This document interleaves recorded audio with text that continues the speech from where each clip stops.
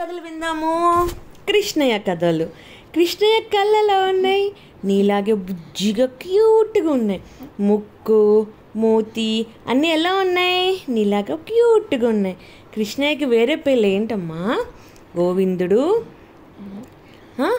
కన్నయ్య, కృష్ణయ్య, వెన్న దొంగ అనే. అవునా? ఎవరినాన్న కృష్ణయ్య?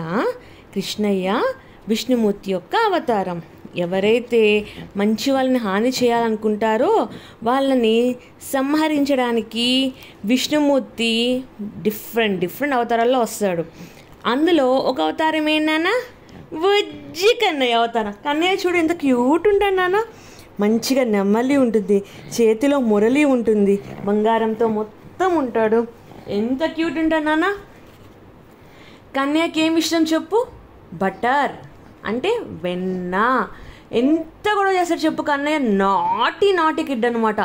అస్సలు కన్నయ్యని వెన్న దొంగ అంటాం. ఎందుకు? కన్నయ్య అందరింటికి వెళ్ళి వెన్నను తీసేసుకుంటారు అనమాట. దొంగతనం చేస్తాడు వాళ్ళు ఇచ్చినా ఇవ్వకపోయినా. దీనికి అర్థం ఏంటి నాన్న? దేవుడు ఏం చేసినా అందులో ఒక పరమార్థం ఉంటుందన్నమాట. మన మనసులు ఎలా ఉంటాయి నాన్న? సాఫ్ట్గా ఉంటాయి. ఎలా ఉంటాయి? బట్టర్ లాగా ఉంటాయి. అంటే మన మనసులు వెన్నలాగా ఉంటాయి. ఆయన చెప్పేది ఏంటంటే, మీ మనసులు వెన్నలాగా ఉంటాయి కాబట్టి నేను ఆ వెన్నని దొంగతనం చేస్తా, అంటే మీ మనసుల్ని నేను దొంగతనం చేస్తా అంటాడనమాట. అవునా? మనం కూడా ఇచ్చేద్దామా మన మనసుని కృష్ణయ్యకి?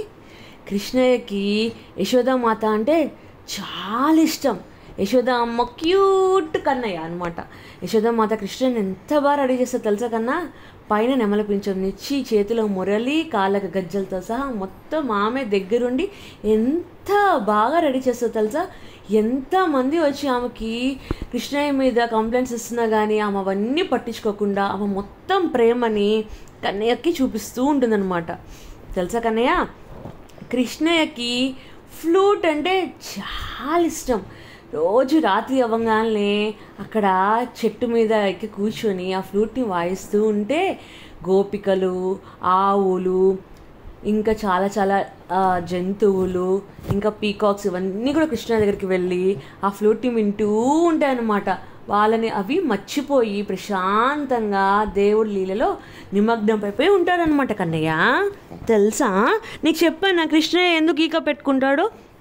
నమలిక మరే రామావతారంలో ఉన్నప్పుడు రాముల వారు పాపం సీతమ్మ వారికి దాహం వేస్తుంది. నెమలి అప్పుడు ఏం చేస్తుంది? మీరు నాతో పాటు రండి, నేను అలా ఒక్కొక్క ఈకని కింద పడేస్తూ వెళ్తాను, మీరు వెళ్ళి వాటర్ తాగండి అని చెప్పుద్ది. నెమలికి ఇష్టం వచ్చినప్పుడు నెమలికలు కింద పడేయకూడదు.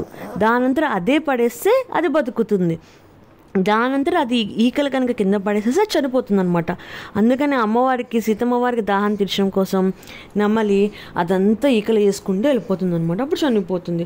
అప్పుడు రామయ్య, నువ్వు చేసిన దానికి నీ నెమలికని ప్రతీకగా నేను నెక్స్ట్ అవతారంలో పెట్టుకుంటాను అని చెప్తాడు. అర్థమైందా కన్నయ్య? అసలు కన్నయ్యకి ఆవులంటే ఎంత ఇష్టమో తెలుసా? మనం బృందావన్ మధురాకి వెళ్ళామనుకో, ఎక్కడ చూసినా ఆవులే కన్నా. తెలుసా? ఆవులకి కన్నయ్య అంటే ఇష్టం, కన్నయ్యకి ఆవులంటే ఇష్టం. తెలుసా కన్నయ్య? అయితే కృష్ణయ్య వచ్చింది ఎందుకు? మనందరినీ ఉద్ధరించడానికి, మనందరికీ మంచి చేయడానికి కదా. అయితే ఒకసారి ఏమవుతుంది, కృష్ణయ్య బృందావనంలో ఉన్నప్పుడు ఏమవుతుందో తెలుసా నాన్న? గోవర్ధనగిరి ఉంది కదా, అక్కడ ఆవులన్నీ మేస్తూ చక్కగా ఫుడ్ తింటూ ఉంటాయి. కృష్ణయ్య వాళ్ళ నాన్న ఎవరినన్నా? ఆయన పశువుల కాపరి. ఆయన గోవులని కాస్తూ ఉంటాడు అనమాట. ఆయన వాళ్ళ ఊళ్ళో గొప్ప గోవుల కాపరి అనమాట, నందనందుడు. అయితే వాళ్ళు ప్రతి సంవత్సరం ఏం చేస్తారు? ఇంద్రుడికి దండం పెట్టుకుంటే వర్షాలు కురుస్తాయని అనుకుంటారనమాట. కానీ కృష్ణయ్య ఏమంటాడు? ఇంద్రుడికి దండం పెట్టుకుంటే ఏంటి, మనకి ఆవులు మేత మేసే గోవర్ధనగిరే మనకి దేవుడితో సమానం. మనకి ఎవరైతే హెల్ప్ చేస్తారో మనం వాళ్ళకి రుణం తీర్చుకోవాలి. కాబట్టి ఇప్పుడు జరగబోయే జాతర అదంతా గోవర్ధనగిరికే చేయాలని చెప్పి గోవర్ధనగిరికే పూజలు అన్నీ చేస్తారనమాట. అప్పుడు ఇంద్రుడికి కోపం వచ్చి, ఇదేంటి నా కాకుండా ఆ కొండకు చేస్తారా అని చెప్పి పెద్ద వర్షాన్ని ఇస్తారు. అప్పుడు అందరు భయపడిపోతారు, అయ్యో కన్నయ్య నువ్వేమో ఇట్లా చెప్పావు చూడు ఏమైపోయిందో అని. అప్పుడు కన్నయ్య ఏం చేస్తాడు, చిటికిన వేలు, ఏది నీ చిటికిన వేలు, ఈ చిటికిన వేలుతో కొండని ఇలా పైకి పట్టేసుకుంటారు. అందరు వచ్చి కింద ఆ కొండ దగ్గర ఉంటారనమాట. అలా 7 రోజులు కృష్ణయ్య ఏమీ తినకుండా చిన్న బాలుడైనా కానీ ఆయన చిటికెన వేలతో గోవర్ధనగిరిని ఎత్తుతాడనమాట. ఎంత గొప్ప తెలుసా కన్నయ్య. కృష్ణుడు చిన్నప్పటి నుంచి ఆయన లీలలన్నీ చూపిస్తూ ఉంటారు. అసలు మెయిన్గా కృష్ణయ్య పుట్టింది 2టికి అనమాట. కంసుడు ఇలాంటి కంసులు లాంటి రాక్షసుని చంపడానికి, మరొకటి భగవద్గీత లాంటి బుక్ మనకి ప్రొవైడ్ చేయడానికి అనమాట. ఓకేనా. కృష్ణయ్యకి ఫ్రెండ్స్ అంటే చాలా ఇష్టం కన్నయ్య. ఎంత ఇష్టమో తెలుసా, ఒకసారి సుధాముడికి పాపం ఏమవుతుంది, డబ్బులు ఉండవు అనమాట. సుధాముడికి పూరైపోతాడు. అప్పుడు వాళ్ళ ఆవిడ అంటుంది, మీరు కన్నయ్య దగ్గరికి వెళ్ళి అడిగితే కన్నయ్య కంపల్సరీగా మీకు ఇస్తారు డబ్బులు అని చెప్పుద్ది అనమాట. అప్పుడు ఏమవుద్ది నాన్న,